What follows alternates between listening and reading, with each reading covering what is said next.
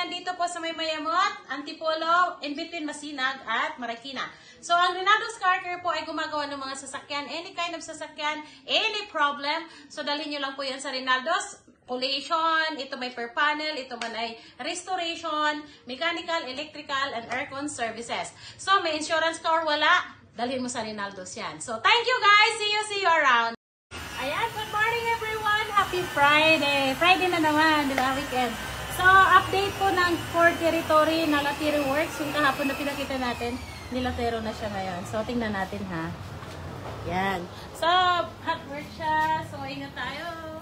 And, huwag masyado malapit na rin at sa camera. Okay, so, yan po.